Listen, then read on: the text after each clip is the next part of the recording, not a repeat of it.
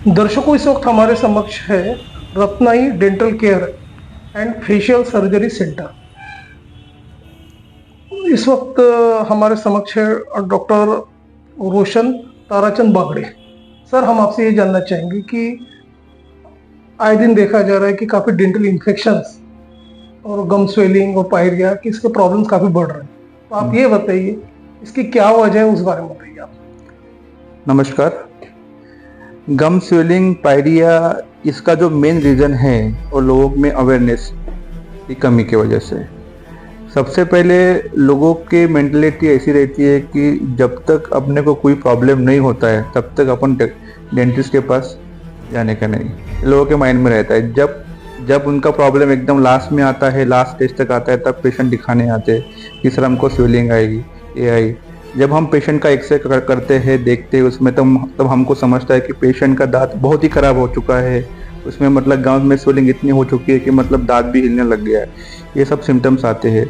तो मेरे ख्याल से जो पेशेंट्स है उन्होंने मतलब साल में 1 या 2 बार तो भी मतलब डेंटिस्ट को विजिट करना चाहिए।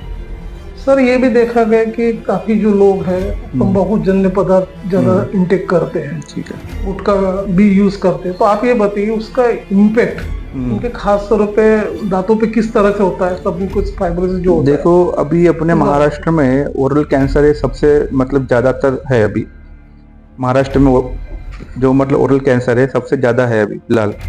तो इसका मेन रीज़न है कि अपने विदर्भ में गुटखा, तंबाकू, खर्रा जो है इसके प्रमाण बहुत है। और सबसे मेन रीज़न है कि मतलब इसका एडिक्शन इतना है कि यंग बच्चों से लेकर, मैंने तो कुछ कुछ मतलब लेडीज़ लोगों में भी देखे हुए हैं। हमने अभी, मैं एक ओरल कैंसर से मतलब जुड़ा हो, तो मैंने 150 ऑपरेशन अभी सर के साथ, जो हमारे बॉस के साथ किए हुए हैं। तो इतने सारे पेशेंट देखे हैं मैंने कि लेडीज लोग से लेकर जो छोटे छोटे मतलब वर्कर्स है, मतलब बच्चे हैं, उनमें मतलब कैंसर का देखा हुआ है। और ये जब ये बहुत मतलब गंभीर विषय है। अभी लोगों ने इसकी तरफ ध्यान देना चाहिए। तंबाकू का सेवन नहीं करना चाहिए, इसके बहुत बुरे परिणाम होते हैं। जिंदगी एक ही बार मिलती है, उसका अगर अपन ने सही इस्तेमाल किया तो अपनी जीवन जीवन अच्छा हो जाएगा, ऐसा मुझे लगता है। और इसका मेन रीज़न ऐसा है कि उसका जो मेन कॉज होता है कि सबसे पहले होता है कि मुंह न खुलना। जो अपन खर्रा खाते हैं, गुटखा खाते हैं, मुंह न खुलना। उसके बाद वो अपने मुंह के अंदर सफ़ेद दाग आते हैं। उसके बाद छोटा सा अल्सर आता है। तो ऐसे कुछ चीज़ें अपने इसमें आ गई तो डॉक्टर को तुरंत दिखाइए, आप डेंटिस्ट को दिखाइए। वो एक बार जांच मतलब करेंगे इसकी, अपने अल्सर की जांच कर सकते हैं। अल्सर की जांच करने के बाद उनका जो भी है, सुपर कैंसर है क्या है, वो अगर आ गया उसके बाद अपन उसमें मतलब डिटेक्ट कर सकते हैं कि उसको कैंसर है कि नहीं है। सर, काफी यंगस्टर्स को भी देखा जो जंक फूड इंटेक करते हैं, उनमें हाइपर सेंसिटिविटी रहती दांतों में, तो आप ये बताइए किन वजहों से होती है, उस बारे में बताइए। जंक फूड तो अभी मेन रीजन है। जंक फूड तो अभी ये मेन रीजन है कि अभी मैं आपको सच में बताऊंगी कि मतलब हमने हमारी उम्र में कभी डेंटिस्ट को दिखाया नहीं, सबसे पहली बात तो। अभी के जो बच्चे हैं, छोटे छोटे बच्चे हैं, उनमें डेंटल केस का प्रमाण बहुत बढ़ चुका है।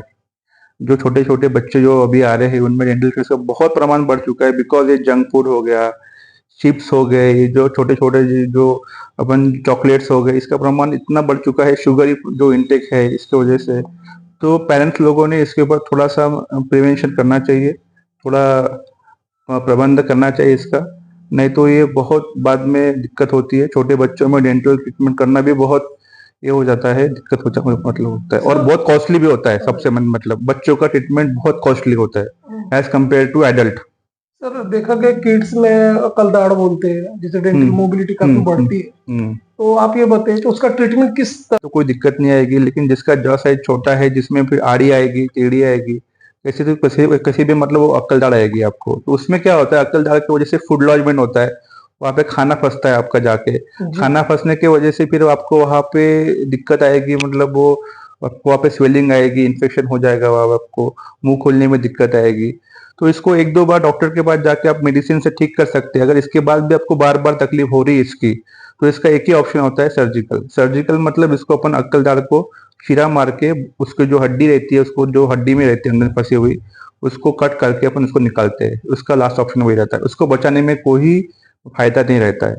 एक बार उसको अक्कलदार को निकल जाए तो आपको बाद में कोई भी दिक्कत नहीं आएगी।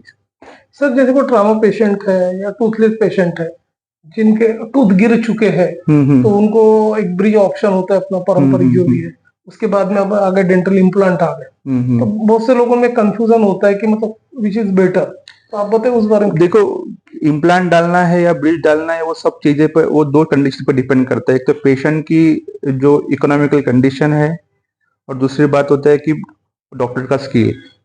इम्प्लांट भी बढ़िया है, ब्रिज भी बढ़िया है। पेशेंट अगर अफोर्डेबल है तो वो मतलब वो उसको मतलब इम्प्लांट के लिए वो जा सकता है। अगर उसकी कंडीशन मतलब अच्छी नहीं है, वो इतना इम्प्लांट अफोर्डेबल नहीं कर सकता है, तो फिर वो ब्रिज के लिए जा सकता है। बिकॉज इम्प्लांट थोड़ा कॉस्टली होता है, ब्रिज तो उसके कंपेयर में थोड़ा सस्ता होता है।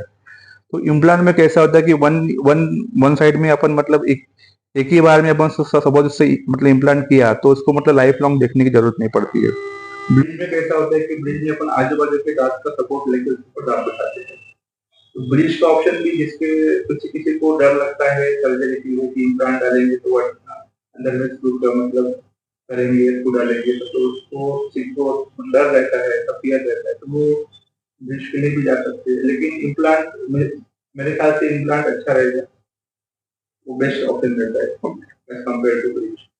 शहर और विदर्भ के दर्शक Ratnai dental care and facial surgery centre के जो डायरेक्टर है डॉक्टर रोशन ताराचंद बागड़े सर को लाइव देख रहे हैं। इवन आपका फोन नंबर और एड्रेसेस हमारे स्क्रीन पे फ्लैश हो रहा है, उसे देख के हमारे जो दर्शक है, जो पेशेंट्स है, वो डायरेक्ट आपसे संपर्क कर सकते हैं और आपके इकोनॉमिकल कॉस्ट में ट्रीटमेंट भी अवेलेबल है।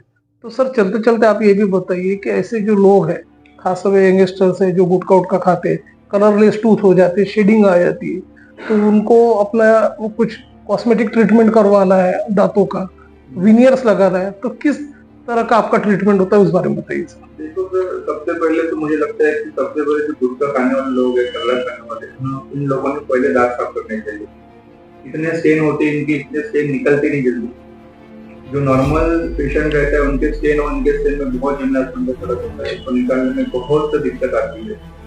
तो इन्होंने तो सबसे पहले कलर बंद करना चाहिए, उसके बाद ही अपन उसका ट्रीटमेंट कर सकते हैं, वो अच्छा रहेगा। विनियर अपन लगा सकते हैं, विनियर कॉस्टली आते हैं, विनियर का भी ऑप्शन है, मतलब उसमें अच्छा है। वो उसका कॉस्टली कम से कम 8 से 10,000 रुपये पर कॉस्टिंग आता है विनियर का एक दांत का। उसी हिसाब से अपन विनियर कर सकते हैं पेशेंट जिनको। लेकिन कंडीशन है कि उसके बाद में उन्होंने कर रहा खाया तो फिर से विनियर भी तो मतलब उसको स्टेन आ सकता है। तो दर्शकों ये थे डॉक्टर रोशन ताराचंद बागड़े सर। जैसे कि सर आपने बताया है कि आपका डेंटल केयर और फेशियल सर्जरी में आपकी स्पेशलिटी है और आपने अपना समय हमारे चैनल्स के लिए दिया। तो जो दर्शक है जिनको फेशियल से रिलेटेड कुछ भी डिजीज है तो वो डायरेक्ट आपसे संपर्क कर सकते हैं और डेंटल केयर में भी आपकी स्पेशलिटी है। तो और आपने अपना समय हमारे चैनल्स के लिए दिया सर, आपका धन्यवाद। Thank you very much.